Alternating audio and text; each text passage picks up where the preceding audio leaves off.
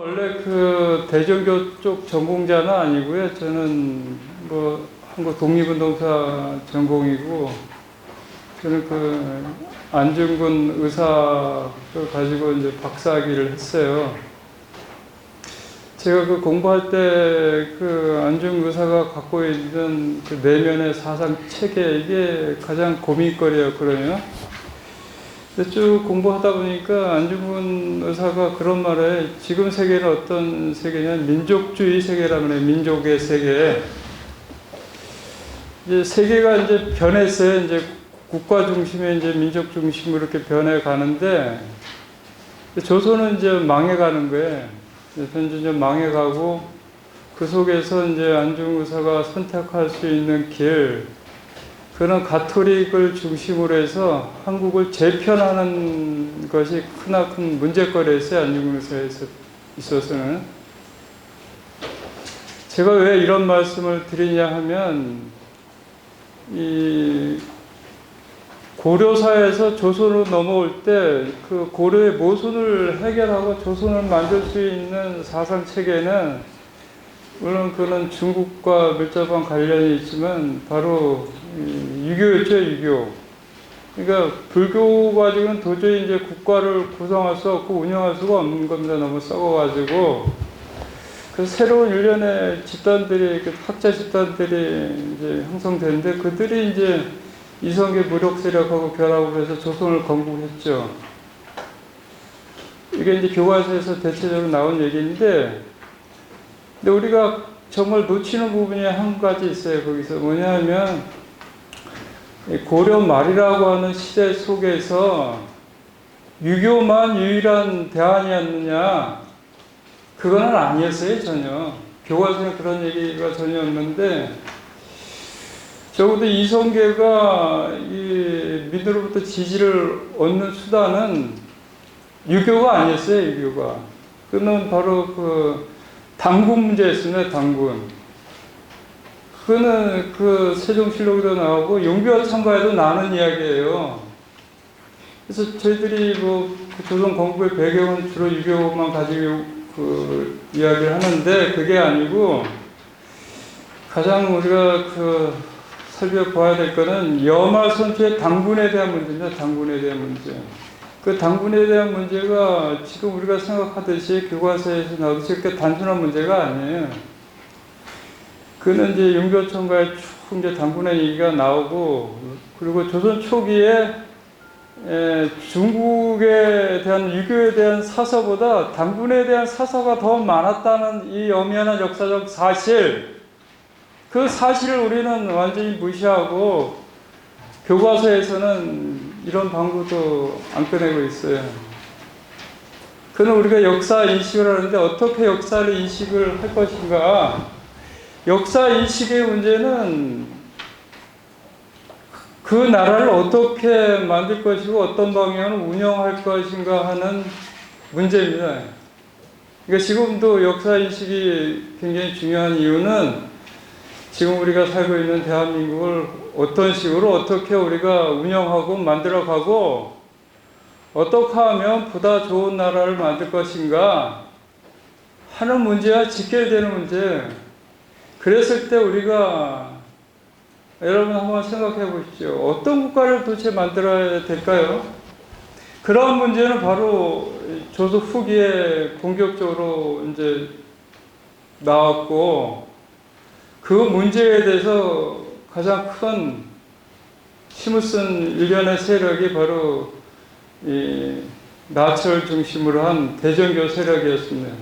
당시에는 두 가지 길이 있었어요. 하나는 서양화해서 우리가 기독교를 받아들여서 조선 초기에 유교를 받아들여서 유교 국가를 만드는 것처럼, 조선 후기도 세계를 지배하고 있는 기독교를 받아들여서 우리가 기독교 국가가 돼서 서양의 도움을 받아가지고 독립을 유지하는 방법 하나 있었고, 또 하나의 방법은, 그거는 조선이 왜 망했느냐 연구를 해보니까 바로 유교 때문에, 그놈의 사대주의 때문에 우리 망했다. 기독교를 받아들이는 것은 조선과 같이 유교를 통해서 사대주의 국가를 만든 거죠. 그렇게 해가지고 우리가 조선의 모순으로부터 벗어날 수 있느냐? 라고 하는 철학적 문제에 대해서 광범위하게 생각하고 인식하고 그 문제를 본격적으로 드러낸 세력들이 바로 대종교인들이었고 그 중심에 있던 분이 오늘 학술대의 주제인 신귀식이었습니다. 신귀식이라고 하는 분이 왜 대전교를 갖고 이분이 왜 중국으로 갔고 거기서 어떠한 활동을 했고 그 활동이 지금의 우리한테 미치는 의미일까 영향일까 이런 것이 도대체 뭐냐 하는 문제가 신규식 선생이 돌아가신 100년 된 이 시점에서 드디어 또다시 등장할 수밖에 없는 거예요. 지금 한국 사회에서 벌어지고 있는 많은 문제, 그런 문제는 100년 전에도 거의 비슷한 양상으로 등장했습니다. 그러면 우리가 신규식을 얘기할 때 신규식이 과거에 어떤 일을 했고 어떤 역할을 했고 중국과의 관계가 어떻고 그리고 3.1운동, 3.1혁명 이런 문제 그리고 이 독립운동의 문제 이런 걸 연구하는 것도 중요하지만 신규식의 문제는 과거의 문제가 아니고 미래의 문제라는데 더 우리가 100주년을 맞이해서 이 문제를 생각합니다. 이 문제. 오늘의 학술 발표의 핵심적인 문제는 신규식 같은 분들이 생각했던 100년 전에 우리 역사를 우리가 다시 어떤 식으로 만들까 하는 이 문제가 가장 중요한 거고 이 문제에 대해서 그동안 신규식 선생에 대해서 어떠한 평가와 추모와 그리고 앞으로 우리의 나갈 길이 어떠했던가 하는 문제에 대해서 생각하는 기회가 되기를 저는 학자로서 바라고 있습니다. 물론 저는 종교인은 아닙니다. 종교인은 아니지만 역사학을 하는 사람으로서 대한민국의 앞으로 미래, 계속 이어질 미래에 대해서 생각하지 않을 수 없고 그런 생각의 한 부분에 신규식 선생이 있다는 점을 이해해 주시기 바랍니다. 여러분들 그 100주년을 맞이해서 과연 우리가 신규식 선생에 대해서 과거 100년 동안 어떤 평가를 했을까 그리고 어떤 추모를 했을까 앞으로의 100년은 이런 평가와 추모를 뛰어넘어서 신규식 선생 기념사업회가 한국사의 중심이 되기를 바라는 의미에서 말씀드렸습니다. 자, 신규식 선생의 그 평가 추모는 앞에서 쭉 제가 대충 설명드렸지만 첫 번째로 봐야 될 것은 21년 9월 25일 날 이제 순국을 하셨는데 그때 이제 한국의 신문에서 굉장히 크게 기사로 냈어요. 엄혹한 일제 상황 속에서 조선일보하고 동아일보 그러니까 적어도 조선과 동아는 그 당시에 20년대에는 40년대 넘어가면 좀 바뀌지만 20년대는 굉장히 민족주의 성향을 갖고 있었고 이분들이 갖고 있었던 그런 어떤 독립의 열망이라든지 이걸 신규식 선생의 죽음을 계기로 해서 막 폭발적으로 드러내기 시작했습니다. 그래서 이분들을 어떻게 평가를 했냐면 신규식 선생은 열사다, 열사.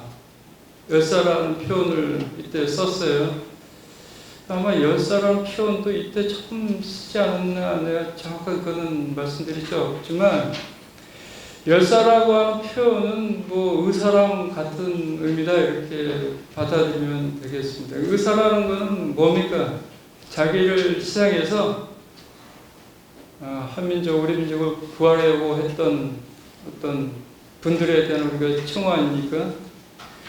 신규식 선생의 이 죽음을 단순한 개인의 죽음이 아니고 민족을 위해서 순국한 그런 죽음으로써 20년대 초기는 받아들여졌고 이분들에 대해서 조선 동아도 마찬가지고 그 다음에 동명이라고 하는 체남선이 주피를 맡았고 운영을 담당했던 동명에서도 굉장히 높이 평가하고 이 동명에 한국 임시정부의 중추 역할을 했던 엄황섭이라는 분이 순국이라고 표현해요. 그때 이미 20년대 초기에 신규식 선생에 대한 평가가 거의 끝났다 이렇게 볼 수 있겠습니다.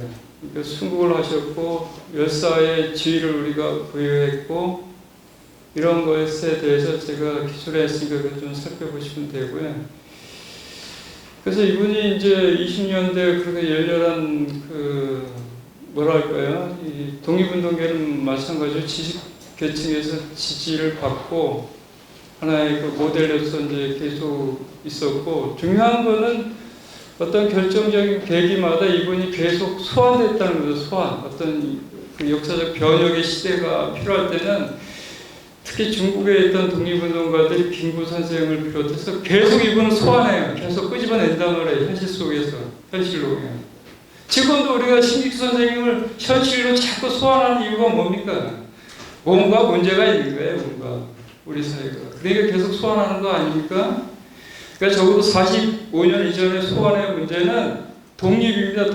독립을 하기 위해서 그런 위대한 인물을 우리 따라 배워야 된다 하는 의미에서 계속 신익 선생을 소환을 했고, 특히 임시정부 기간에는 한중의 어떤 연합의 구체적인 매개체로서 신익 선생을 소환한 겁니다.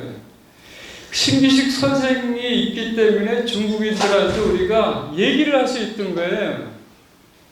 한중 관계는 바로 신기식 선생으로부터 시작되기 때문에 적어도 20년대 선문과 신기식의 그 관계를 우리가 복원하지 않으면 중국의 항일도 우리의 독립도 불가능하다.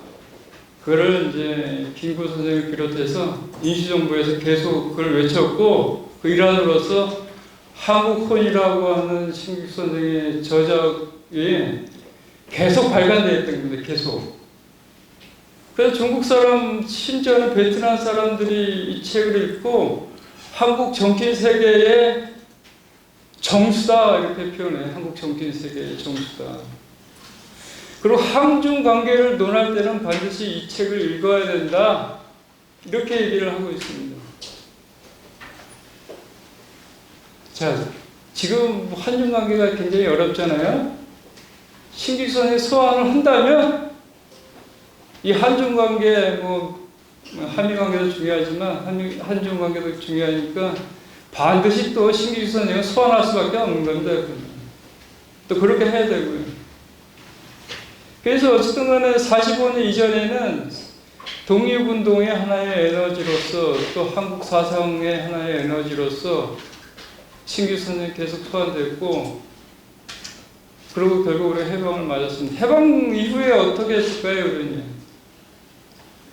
해방 이후에는 이제 한중 관계는 거의 절단 났다 이렇게 표현을 할 수 있겠죠. 그 다음에 6.25 이후 그리고 45년 이후에 3년간 해방 공간, 이 공간 속에서 미국이라고 하는 새로운 어떤 세력이 우리 쪽에 이제 옴으로써 거기서 벌어지게 있는 국제관계의 재편, 그런 속에서 미국을 무시할 수는 또 없는 거죠.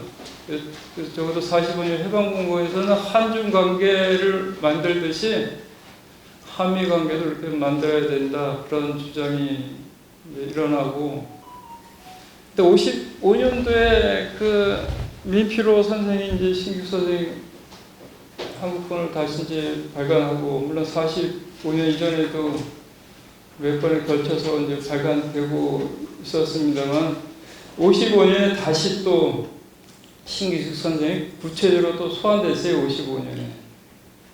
거기서 이승만 그리고 윤보선 이런 분들이 신기식 선생에 대해서 위대하게 평가를 하면서, 특히 윤보선 같은 분은 그 아버지가 약간 친일한 그런 흔적도 있는 분인데, 윤보선 선생은 그럼에도 불구하고 신익 선생의 위대한 독립운동가로서 그 한국 사람들이 반드시 읽어봐야 될 책으로서 이렇게 얘기를 하고 있었습니다.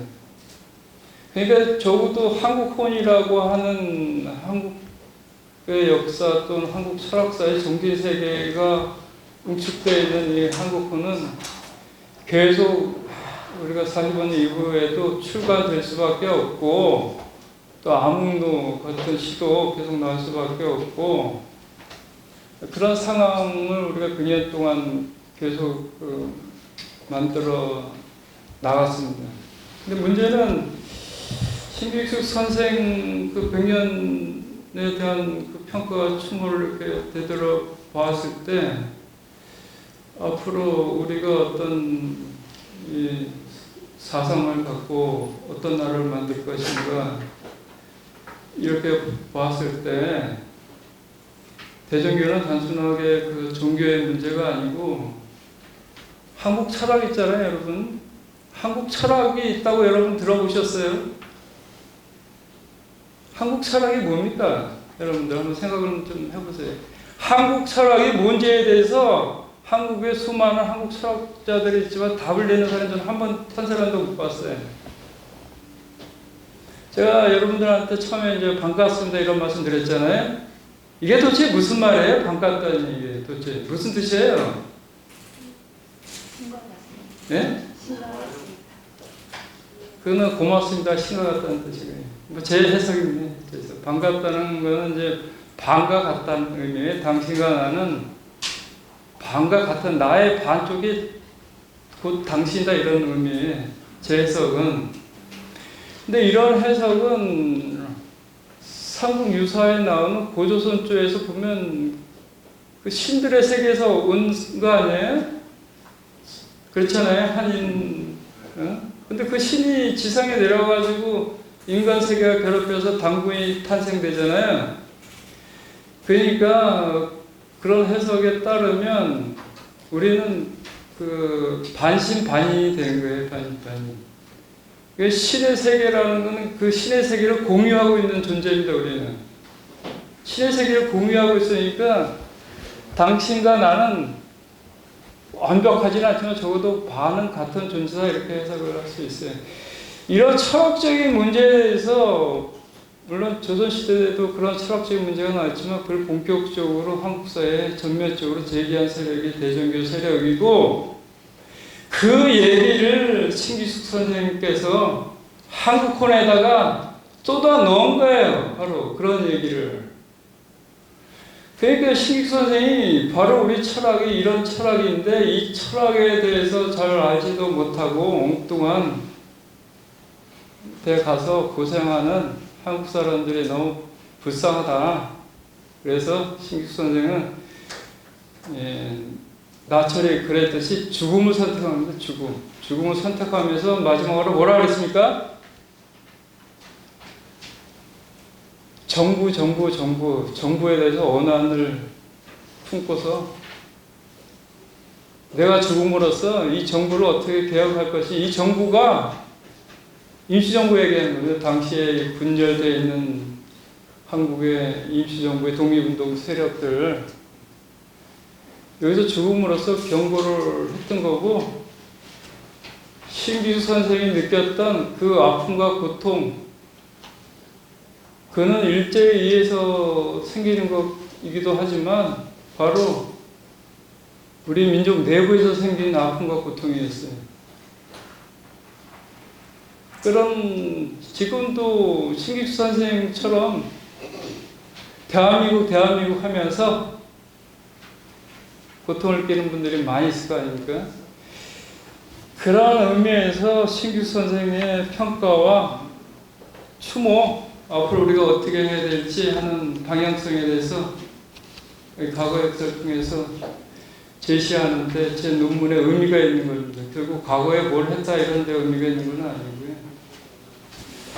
자, 자세한 내용은 여러분들이 제 논문을 한번 읽어보시면 더 잘 아실 거고 여기까지 하겠습니다. 고맙습니다.